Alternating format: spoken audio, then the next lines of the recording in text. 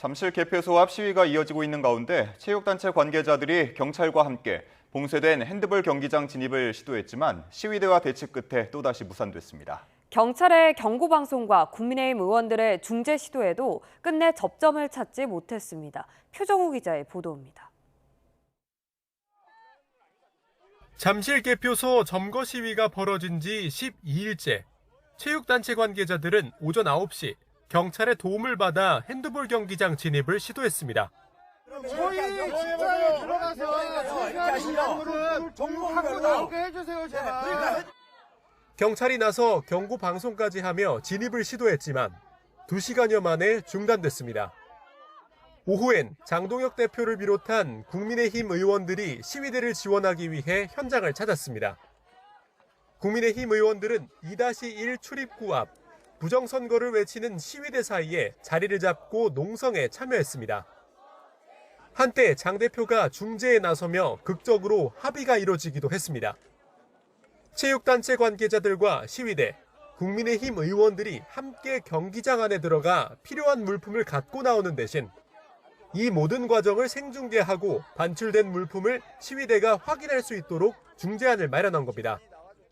카메라 2대가 같이 들어갑니다. 그리고 우리 의원들도 같이 들어가겠습니다. 그리고 가지고 나오는 물품에 대해서는 여러분들께서 확인하고 보실 수 있도록 하겠습니다. 그러나 여성 참가자 한 명이 중재안을 거부하고 1시간 넘게 요지부동으로 버티면서 이마저도 무산됐습니다. 이 과정에서 시위대 안에선 여성을 끌어내라는 고성과 응원하는 함성이 동시에 터져나오기도 했습니다. 체육단체 관계자들은 또다시 빈손으로 철수했고 시위 참가자들은 경기장 봉쇄를 이어가고 있습니다. YTN 표정우입니다. 잠실 개표소를 둘러싼 시위 여파로 펜싱 국가대표팀은 결국 급하게 펜싱칼 등 장비를 빌려서 출국길에 올랐습니다. 체육단체들의 업무 차질이 계속되는 가운데 경찰은 업무방해 등 불법 행위에 대한 수사에 착수하겠다고 밝혔습니다. 송수연 기자입니다. 우상욱 선수를 비롯한 우리나라 펜싱 대표팀이 인천공항에서 출국 절차를 밟습니다. 아시아 선수권 대회에 출전하기 위해 인도 뉴델리로 떠나는 모습입니다. 중요한 국제대회지만 경기에서 사용할 펜싱 칼과 재킷, 신발 등 필수 장비를 급하게 빌려야 했습니다.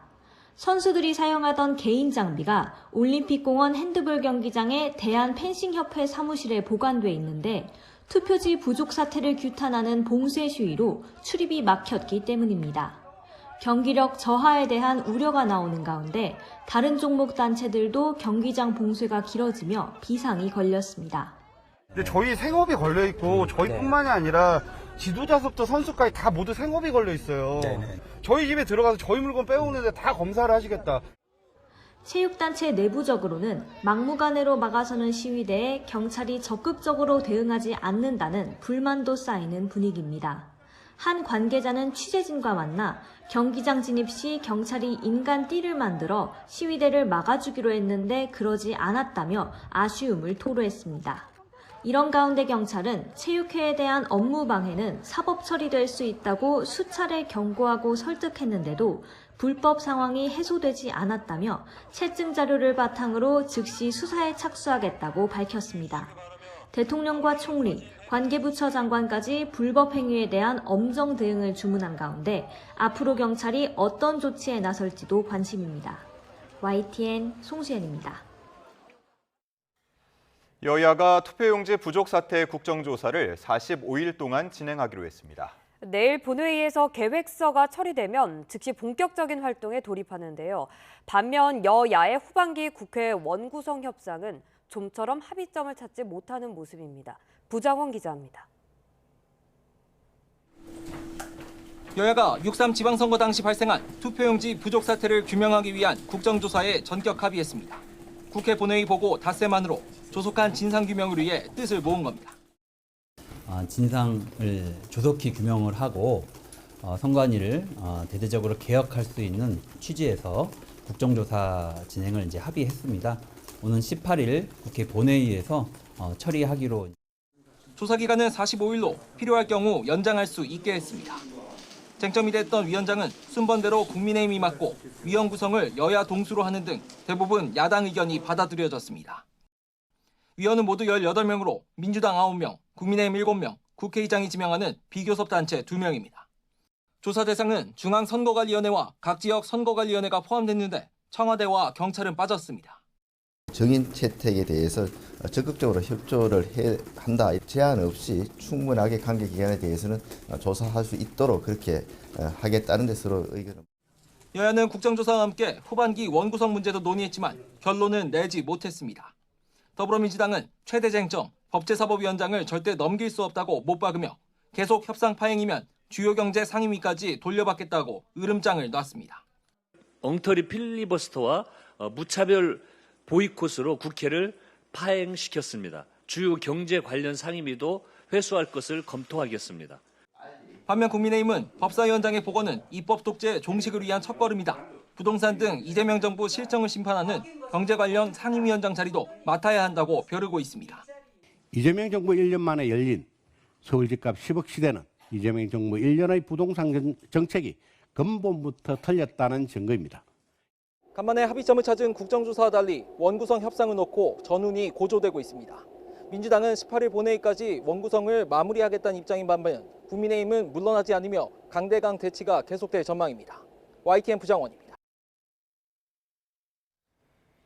더불어민주당은 오늘 투표용지 부족 사태를 빚은 선거관리위원회의 전반적인 제도개혁 방안을 논의하기 위한 토론회를 엽니다. 이 자리에는 한병도 원내대표, 국민참정권 수호를 위한 제도개혁 TF 소속 의원들과 함께 각계 전문가들이 참석할 예정입니다. 민주당은 토론회에서 세부 개혁안을 확정한 뒤 법률 개정과 개헌을 아우르는 2단계 선관위 개혁에 착수할 계획입니다. 국민의힘이 정점식 원내대표 취임 이후 첫 의원총회를 개최합니다. 당은 오늘 오후 2시 의원총회를 열고 당권파 지도부가 계획하는 선거 무효 소청과 장동혁 대표의 거취 문제 등을 논의할 예정입니다. 또 이 자리에선 투표지 부족 국정조사 계획서 합의 내용에 대한 보고와 함께 김승수 원내운영 수석 부대표를 비롯한 원내 부대표단 인선안 추인이 이뤄질 계획입니다. 친한동훈계 의원들을 중심으로 무소속으로 부산 북갑에서 당선된 한동훈 의원의 복당 문제가 거론될 가능성도 있습니다. 지난해에 이어 2년 연속 G7 정상회의에 참석한 이재명 대통령이 도널드 트럼프 미국 대통령과 예정에 없던 깜짝 환담을 나눴습니다. 북한 문제의 평화적인 해결을 주도해달라고 직접 요청을 했는데요. 트럼프 대통령은 노력하겠다는 의사를 밝힌 걸로 전해졌습니다. 강진원 기자의 보도입니다. 프랑스 에비앙에서 열린 G7 정상회의에 참석한 주요 7개국과 EU 정상이 기념 촬영을 하기 위해 단상 중간으로 모입니다. 2년 연속 초대받은 이재명 대통령을 비롯한 5개 초청국 정상들도 뒤이어 나와 인사를 건넵니다. 각국 정상이 사진을 찍기 전 담소를 나누는 사이 이 대통령은 트럼프 미국 대통령과 30초가량 이야기를 주고받았습니다. 예정에 없던 깜짝 환담에서 트럼프 미 대통령은 남북관계 근황을 물었고 이 대통령은 북한 문제의 평화적 해결을 주도해달라고 요청했습니다. 중동 전쟁을 해결한 것처럼 역할을 해달라고 당부한 건데 트럼프 대통령은 노력하겠다는 의사를 밝히며 화답한 거로 전해졌습니다. 안보와 통상 등 다른 현안도 적지 않아 한미 정상 간 양자 회담 여부에도 관심이 쏠렸지만 청와대는 아직 구체성이 있는 단계는 아니라고 설명했습니다. 최대 60조 원 규모의 캐나다 차세대 잠수함 사업을 놓고 한국과 독일 기업이 경쟁을 벌이는 가운데 캐나다, 독일 정상과의 회담이 각각 이루어졌습니다. 양국 관계가 매우 발전하고 있습니다. 우리 서로 협력할 때만 하니까 어떤 협력을 더 구체적으로 할지 한번 논의해 보기로 하죠. Our partnerships continue to grow. We're working across defense, across investment, across trade, on all aspects, including on the cultural side. So it's great. We have a lot to talk about. 이 대통령은 참가국 정상들이 모인 확대 회의에선 저개발 국가에 대한 공여국들의 개발 원조 예산이 축소되는 현실을 지적했습니다. 민간 투자를 통해 원조를 받는 국가의 새로운 성장의 길을 열어주고 공적 재원은 이를 촉진하는 역할을 해야 한다고 강조했습니다. 이 대통령은 오늘은 G7 정상회의 둘째 날 일정을 이어가며 선진국과 개도국 간 협력의 가교가 되겠다는 의지를 전달할 거로 보입니다. 정상회의장 인근 제네바에서 YTN 강준원입니다. 트럼프 대통령이 종전 양해각서 합의로 이란은 핵무기를 갖지 못할 것이라며 보유를 시도하면 지옥 같은 재앙이 닥칠 것이라고 경고했습니다. 로이터 통신 등 외신에 따르면 트럼프 대통령은 현지 시간 16일 이틀째를 맞은 G7 정상회의에서 민빈 하마드 알사니 카타르 군주와 만난 뒤 취재진의 질문에 이렇게 밝혔습니다. 트럼프 대통령은 이란은 결코 핵무기를 갖지 못할 것이며 개발하지도 구매하지도 그 어떤 행동도 취하지 않을 것이라면서 이것이 자신이 협정에 서명하는 조건 중 하나였다고 강조했습니다. 또 이란과의 종전 합의가 이제 2단계로 넘어갔다며 사실 2단계가 더 쉬울 것 같다고 말했습니다. 미국이 이란과 종전 양해각서 서명 직후 이란산 석유와 연료 판매를 허용할 예정이라고 월스트리트 저널이 보도했습니다. 월스트리트 저널은 소식통을 인용해 이번 주 종전 양해각서 서명과 동시에 이란산 원유 제재 면제가 발효되고 이란산 원유 판매에 필요한 은행 업무, 운송, 보험 등 필수 서비스도 가능해진다고 전했습니다. 또 지난 4월 미국의 대이란 해상 봉쇄 이후 처음으로 이란 유조선이 미국의 봉쇄를 통과한 뒤 오만만을 항해하고 있다고 밝혔습니다.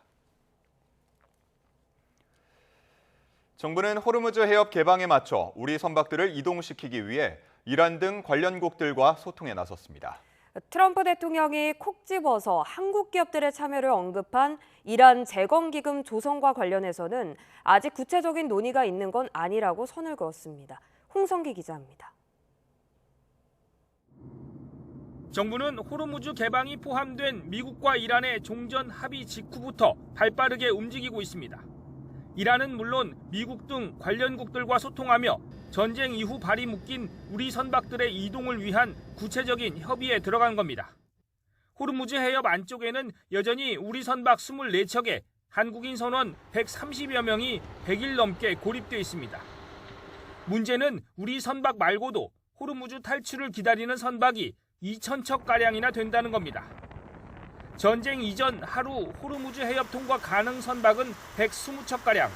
그런데 지금은 기뢰 위험 등으로 하루 20-30척만 통과가 가능합니다.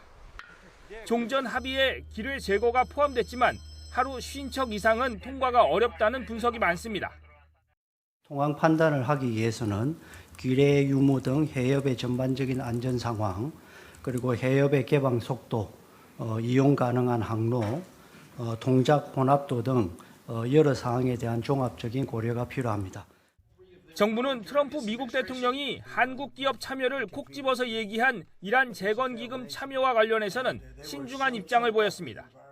외교부는 아직은 미국과 이란의 협상을 지켜봐야 한다면서도 중동 지역 재건 과정에 건설적인 역할을 할 것이라고 밝혀 우리 기업들의 참여 가능성을 열어놨습니다. YTN 홍성기입니다. 해외여행을 주저하게 했던 국제선 유류 할증료가 2달 연속 떨어졌습니다. 전쟁 이전으로 돌아가기까지는 수개월이 더 걸리겠지만 여름 성수기 수요 회복 기대감과 유가 하락에 따른 부담 완화로 항공업계는 일단 숨통이 트였다는 반응입니다. 차유정 기자입니다. 전쟁 여파로 한때 가장 높은 수준인 33단계까지 치솟았던 국제선 항공권 유류 할증료 구간이 7월 발권분부터는 19단계가 적용됩니다. 이번 달 27단계보다는 8계단이 내려갔습니다.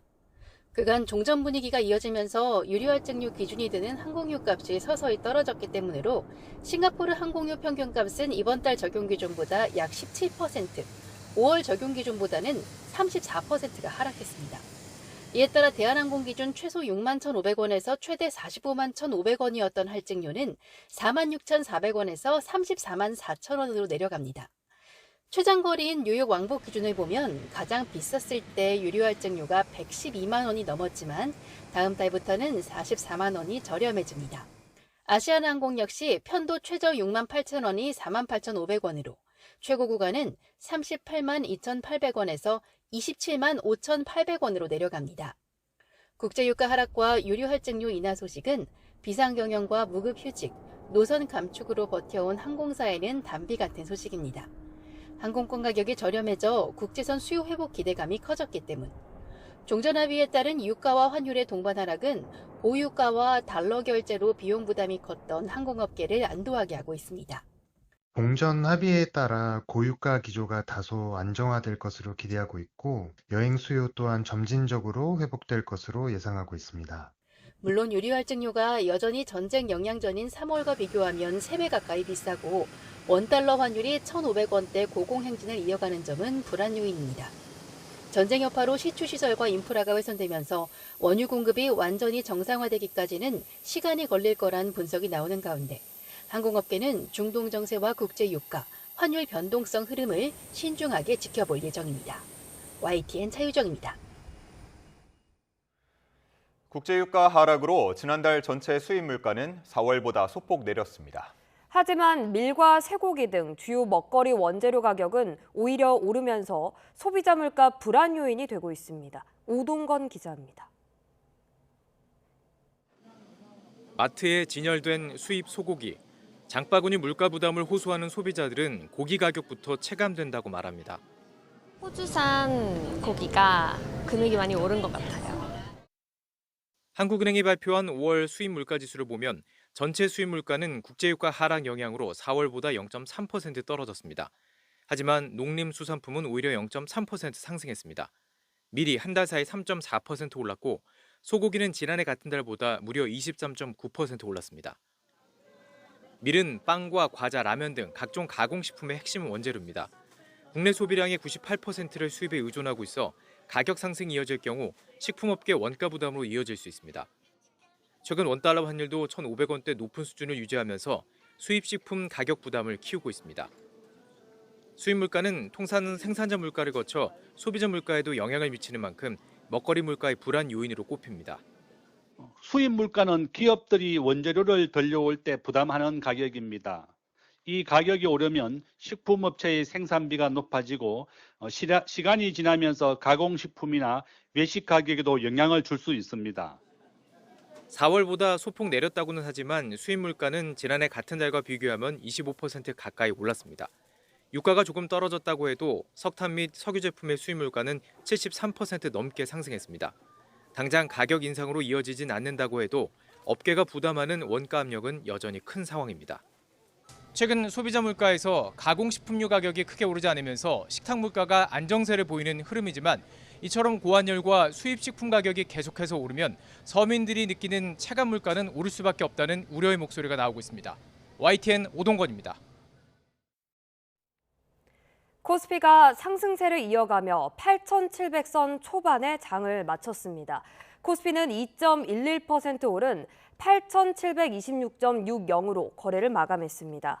코스피를 이끄는 삼성전자는 종가 기준 1.78% 오른 34만 3천 원, SK하이닉스는 4.11% 오른 238만 2천 원을 각각 기록했습니다. 3거래일 연속 순매수한 외국인은 1조 5,374억 원, 기관은 7,056억 원 순매수하며 지수를 끌어올렸고 개인은 2조 1,848억 원 순매도를 보였습니다.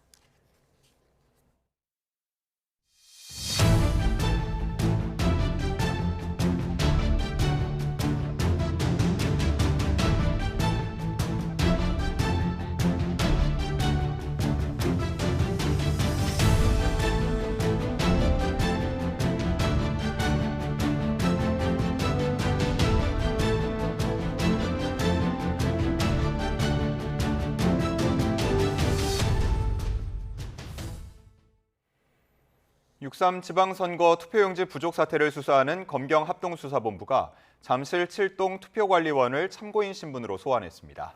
출범 이후 실무 준비 작업을 병행했던 합수본은 원팀 가동을 위한 막바지 준비 작업에 속도를 내고 있습니다. 안동준 기자의 보도입니다. 투표용지 부족 사태를 들여다보는 검경합수본이 서울 잠실 7동 제2투표소 투표관리원을 참고인 신분으로 소환했습니다. 지방선거 당일 투표 마감 시각을 미룬 곳 중 하나인데 투표용지가 부족하게 된 경위 등을 파악하기 위해서입니다. 해당 투표관리원은 선관위 업무를 위탁받았던 지자체 공무원 신분인 것으로 파악됐습니다. 수사 초기인 만큼 실무자들을 위주로 소환하며 현장 관계자들의 진술을 확보하는 데 초점을 맞추고 있는 걸로 보입니다. 또 중앙선관위 서버 자료 등 압수물 분석 작업에도 박차를 가하며 수사 기틀을 마련하는 데 주력하고 있습니다. 사무실 구성 등 실무 준비 작업도 마무리 단계에 접어들었습니다. 경찰 파견 인력 15명 가운데 절반은 합수본이 있는 서울중앙지검에 출근하기 시작했고 경찰에 있던 사건 기록도 이송받았습니다. 합수본은 사건 이첩과 내부망 구축 등 실무 준비 절차를 마무리하고 오늘부터는 검찰과 경찰 파견 인력을 합친 27명 규모 합수본 가동을 본격화한다는 계획입니다. 합수본은 투표용지 부족 사태와 당일 선관위의 늑장 대응 관련 경위를 파악한 뒤 중앙선관위 등 윗선 피의자에 대한 소환을 검토할 전망입니다. YTN 안동준입니다. 이번 투표용지 부족 사태는 선관위가 최소 인쇄 기준을 유권자 대비 60%에서 50%로 축소한 결정이 가장 큰 영향을 미쳤습니다.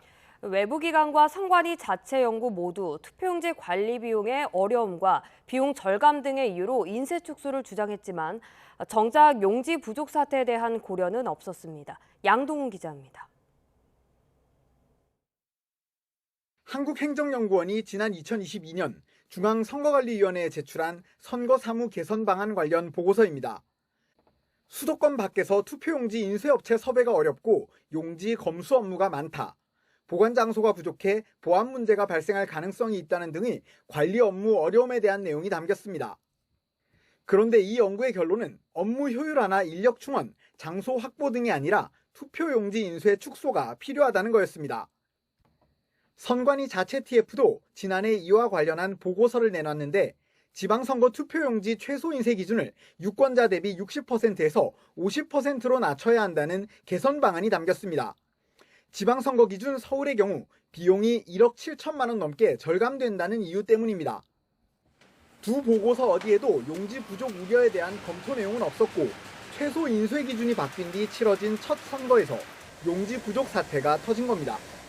이런 가운데 중앙선거관리위원회 진상규명위는 추가 자료 확보와 분석에 집중하고 있습니다. 특히 투표소 상황을 시간대별로 기록해둔 투표록 분석에 힘을 쏟고 있습니다. 투표록은 사실상 현장이 거의 다 기록돼 있다고 보면 돼요. 그 자리에 없던 사람이 실시간으로 본 거나 마찬가지로 뭐가 다 적혀있기 때문에 보려고 하고.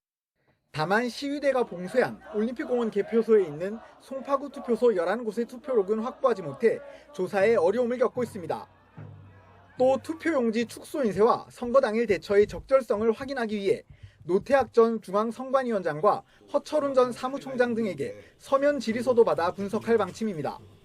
진상규명위는 활동기간 연장 없이 오는 19일까지 최대한 이번 사태 원인을 규명하겠다는 방침인데 셀프 조사라는 비판을 넘어서는 유의미한 결과를 낼 수 있을지 주목됩니다.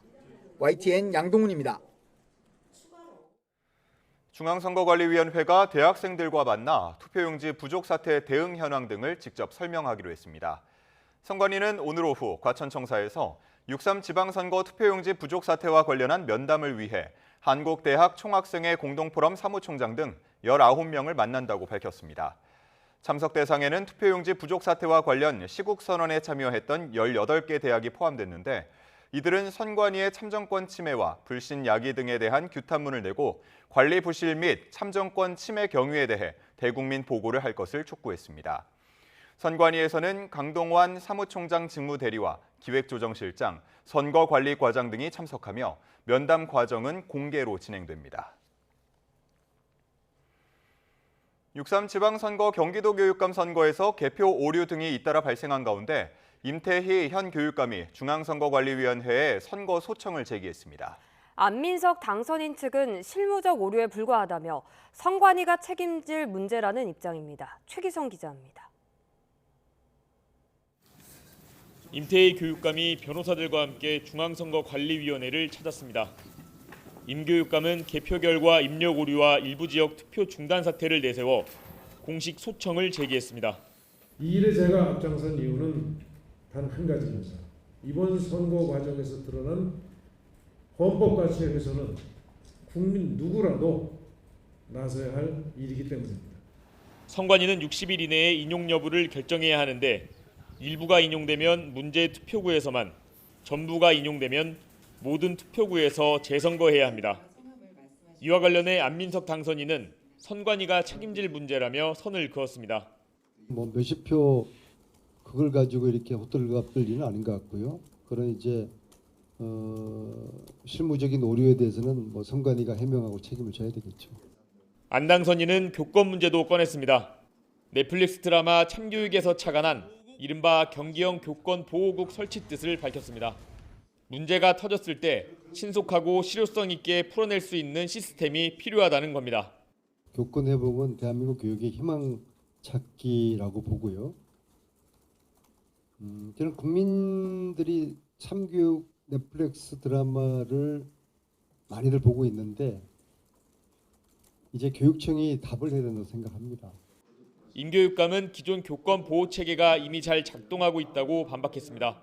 공무원 조직으로 만들 때 그만큼 유연하고 현장에서 이용이 쉽게 그렇게 작동될 수 있는 조직이 가능하겠나 하는 점을 저는 따져봐야 된다고 생각합니다.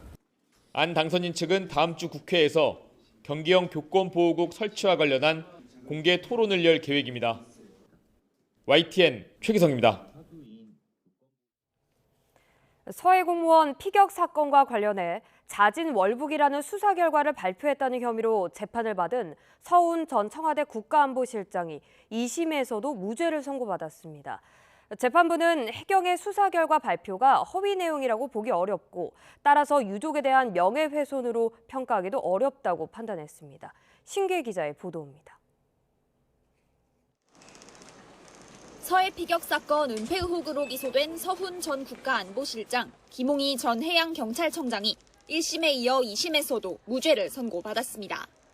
사건 발생 이후 5년여 만입니다. 항소심 재판부는 해경의 수사 결과 발표를 고 이대준 씨의 자진 월북을 진실로 판단해주는 것이 아닌 의견, 표현 정도로 봐야 한다고 지적했습니다. 또 해경이 수사 내용을 바탕으로 이 씨에게 월북 가능성이 있었다고 판단한 건 합리적으로 보인다며 수사 결과 발표를 허위 내용 배포로도 명예훼손으로도 볼 수 없다고 판시했습니다. 1, 2심 모두 무죄 판단을 받은 안보 책임자들은 윤석열 정권의 정치적 조작 기소가 법정에서 확인됐다며 정치적인 이유로 시작되는 수사가 다시는 있어선 안 된다고 강조했습니다. 안보 정책을 법정으로 끌고 오는 일, 이런 일들이 결국은 국가적으로 손실로 돌아오고 많은 수모고 낭비죠. 공무원들이 정권이 바뀐 이후에 수사를 받아서 고통을 받는 이런 일이 없었으면 하는. 반면 유족은 사법부가 누구를 위해 존재하는 거냐며 강하게 반발했습니다. 사법부가 국민을 외면하고 국가의 존재 이유를 망각한 국제형사재판소와 국제회사기구인 IMO에 이 내용을 그대로 제소해서 1심에 이어 2심까지 무죄가 나온 가운데 검찰은 외부 전문가들로 구성된 형사상고심의위원회를 열어 상고 여부를 결정할 거로 보입니다. YTN 신기입니다. 오세훈 서울시장의 명태균 여론조사 대납 의혹 1심 재판 변론이 오늘 마무리됩니다. 서울중앙지방법원은 오늘 오전 10시 오 시장과 강철원 전 서울시 정무부시장, 오 시장의 후원자로 알려진 사업가 김한정 씨의 정치자금법 위반 혐의 사건 결심 공판을 엽니다. 오늘 재판에서는 특검 측의 피고인 신문과 최종 의견 진술, 구형 절차가 진행된 뒤 오 시장을 비롯한 피고인들의 최후 진술이 이어질 예정입니다.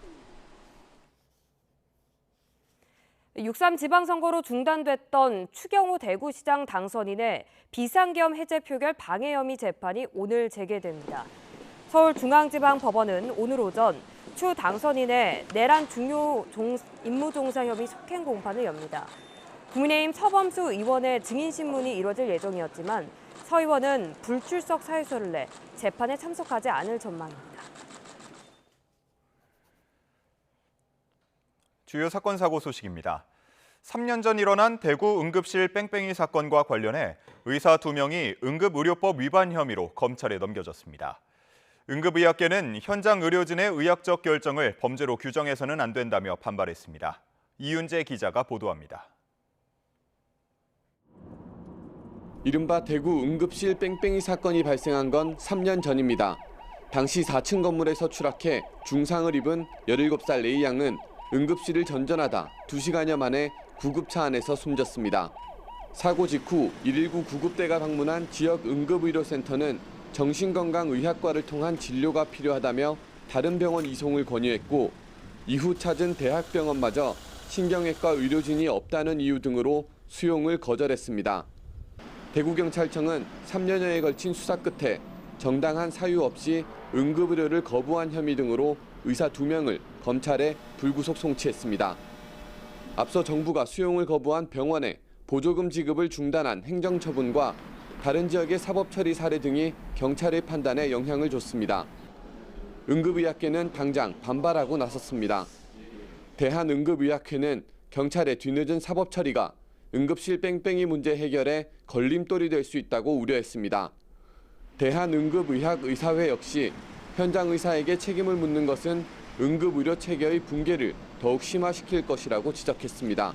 응급실에서 환자를 수용하는 문제는 현장의 의료진들이 판단을 해야 하는 의료적인 행위입니다. 그런 의료적인 행위의 결과를 사법적으로 처벌을 하겠다라고 한다면 당연히 현장에서는 수동적으로 대처를 할 수밖에 없고요. 응급실 뺑뺑이의 당사자로 지목된 의사들이 앞으로 어떤 형사처분을 받게 될지 검찰의 최종 기소 여부에 관심이 쏠리고 있습니다. YTN 이윤재입니다.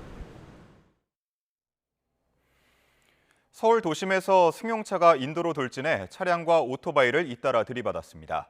다행히 지나가는 사람이 없었는데 자칫 큰 사고로 이어질 뻔했습니다. 조경환 기자가 보도합니다. 회색 승용차가 브레이크를 여러 차례 밟으며 유턴합니다. 빠른 속도로 200m가량을 내달리더니 경계석을 타고 인도로 올라가 주차된 차량 2대를 잇따라 들이받습니다.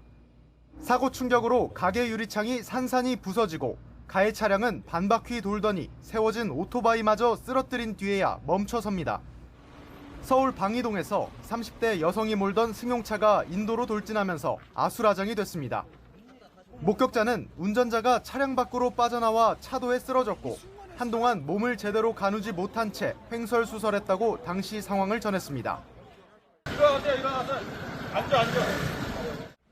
사고가 났을 때 인도를 지나는 사람은 없어 운전자를 제외하고 다친 사람은 없었습니다. 가까스로 사고를 피한 시민들은 인근에 공원과 식당가가 있어 유동인구가 많은데 자칫 큰 인명피해로 이어질 수도 있었다며 놀란 가슴을 쓸어내렸습니다. 굉장히 세게 달려왔어요. 그래서 저거 이상한데 하다가 저희가 지나간 다음에 바로 돌진을 해버린 거죠. 음주 측정 결과 운전자는 술을 마시진 않은 것으로 확인됐습니다. 경찰은 운전자를 입건하고 체열 검사를 통해 약물을 복용했는지 등을 확인한다는 계획입니다. 또 규정 속도와 신호를 지켰는지도 함께 조사하고 있습니다. YTN 조경원입니다. 서울 서부지방검찰청은 지인을 찾아가 흉기를 휘둘러 숨지게 한 뒤 음주 상태로 운전해서 달아난 혐의를 받는 30대 남성 A씨를 구속 상태로 재판에 넘겼습니다.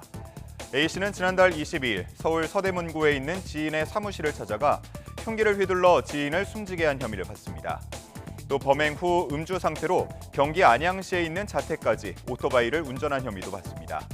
A씨는 경찰 조사에서 피해자와 채무 관계로 다투다 범행했다는 취지로 진술한 것으로 전해졌습니다. 광주 서부경찰서는 한밤중에 도심에서 차를 몰다가 사고를 내 친구를 숨지게 한 혐의로 14살 A군을 입건했습니다. 중학생인 A군은 지난 9일 새벽 1시쯤 광주 서구 광천 사거리에서 차량을 몰다 보행성 경계석을 들이받아 동승자를 숨지거나 다치게 한 혐의를 받고 있습니다. 당시 차량에는 A군을 비롯해 5명이 타고 있었는데 조수석에 있던 여학생은 중상을 입어 병원에서 치료를 받던 중 숨졌습니다. 월드컵 중계권을 비롯해 공격적인 투자를 이어오던 JTBC가 창사 이래 최대 위기를 맞았습니다. 종합편성 채널의 성공 사례로 꼽혔던 방송사의 위기가 어떤 의미인지 김승환 기자가 보도합니다. 회생 신청과 함께 주식 거래가 정지된 중앙그룹 상장사 콘텐트리 중앙 토론 게시판에 월드컵 중계권에 대한 불만이 줄을 잇습니다. JTBC 월드컵 중계 기대감에 12일 주가가 10% 이상 급등한 뒤 상황이 반전되자 성토가 잇따른 겁니다.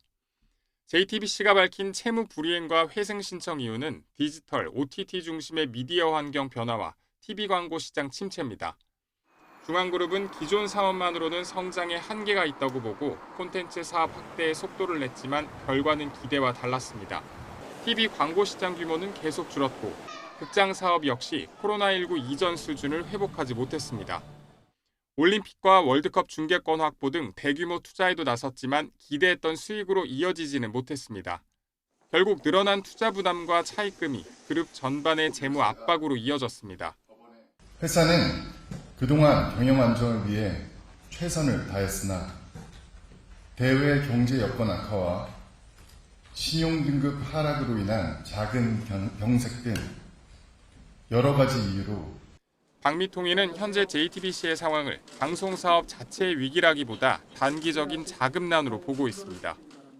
재정 상황 유동성 위기인 것이고 이것 자체가 방송 사업 자체에 직접적인 당장의 영향을 주지는 않을 것이다. 업계에서는 종합 콘텐츠 기업으로 도약하려던 중앙그룹의 승부수가 결국 감당하기 어려운 재무 부담으로 돌아왔다는 분석을 내놓고 있습니다. YTN 김승환입니다. 종합편성 채널 JTBC가 기업 회생 절차를 신청한 가운데 법원은 본격적인 회생 절차 개시를 보류하고 자율 구조조정 지원 프로그램, 이른바 ARS 프로그램을 우선 진행할 전망입니다. 서울회생법원은 JTBC 회생 사건과 관련해 조만간 대표자 신문기일을 지정할 예정입니다. 이 과정에서 법원은 JTBC의 IRS 신청에 따라 당장 회생 절차를 개시하지 않고 채권단과 자율적으로 채무 조정을 진행할 수 있는 기회를 마련해 줄 걸로 보입니다.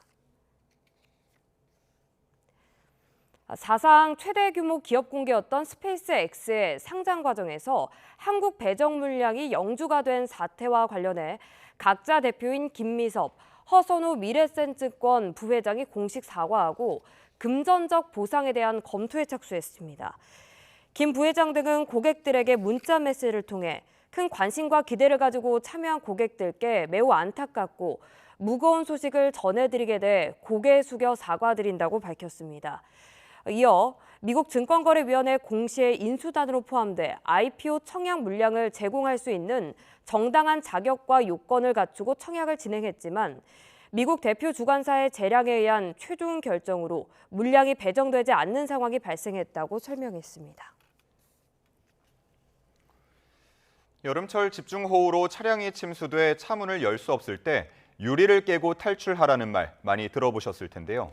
최근 전기차 등에 많이 사용되는 이중 접합 차음 유리는 이 방법만으로 탈출이 쉽지 않은 걸로 확인됐습니다. 오승훈 기자입니다. 바다에 빠진 승용차에서 구조 작업이 한창입니다.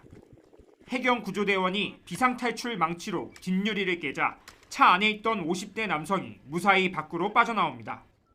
하지만 모든 차에 같은 방식을 적용할 수 있는 건 아닙니다. 장마철 갑작스러운 호우에 차량 침수가 발생했을 때 유리 종류에 따른 탈출 방법을 실험을 통해 알아봤습니다.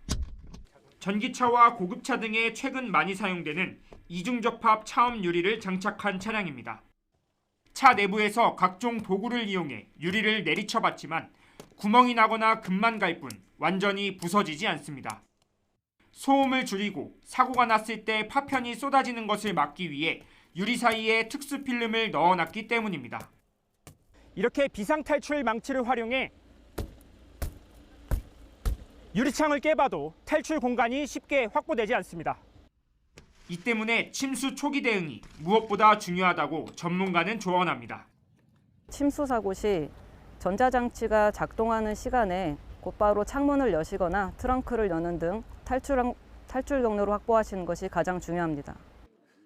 대부분 차량에 사용되고 있는 강화 유리는 탈출 도구에 따라 차이를 보였습니다.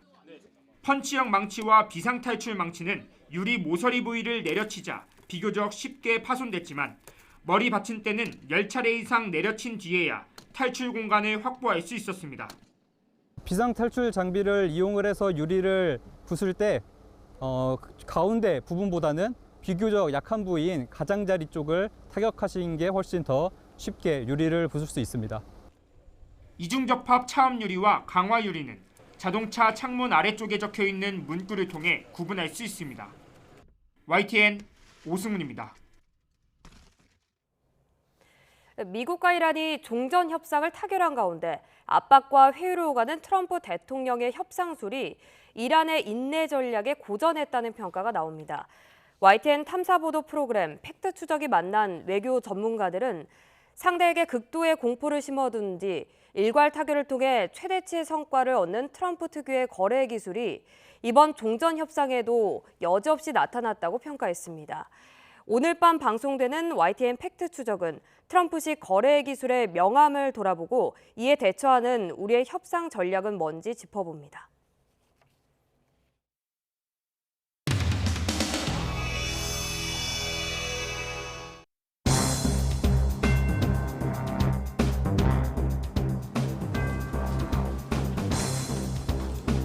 국민들이 지금 우리 당 지도부를 어떻게 보고 있을까요?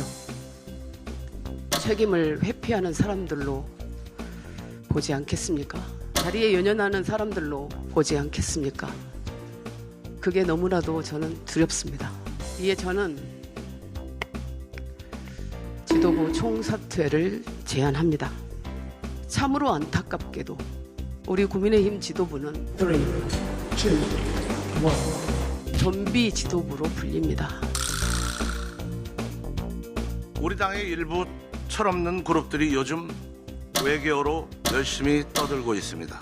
지금 무슨 근거로 앵무새처럼 똑같은 주장을 반복해서 시도 때도 없이 하는지 모르겠습니다. 한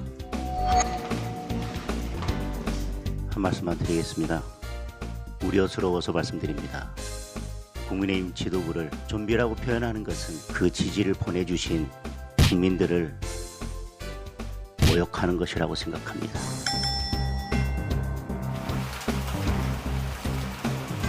총사퇴하고 나면 그 공백 기간에 누가 이 문제를 가지고 싸울지 눈에 그려지지 않습니까? 제가 계속 침묵하고 아무런 답도 하지 않는 것은 당원들을 모욕하고 국민들을 모욕하는 것에 대해 침묵하는 것이기 때문에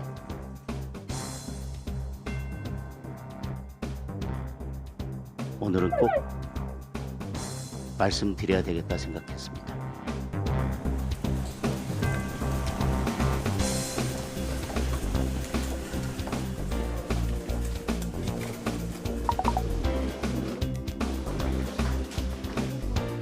결론을 먼저 말씀드리면 전면 재선거를 하기로 결정되었습니다.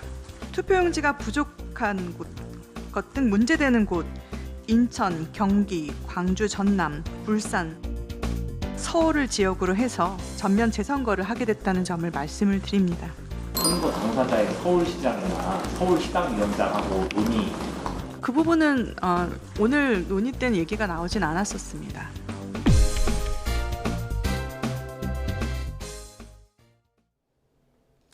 이제는 아침 공기도 다소 후텁지근하죠. 현재 서울의 체감 온도는 23.3도로 열대야에 근접한 수준이고요.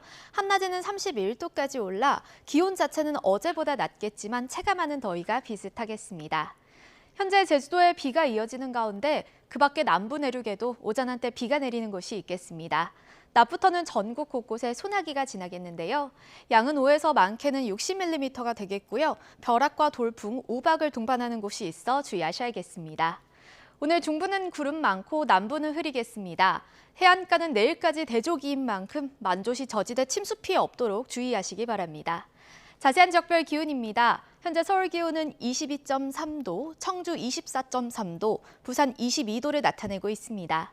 한낮에는 예년 기온을 1도에서 3도가량 웃돌겠는데요.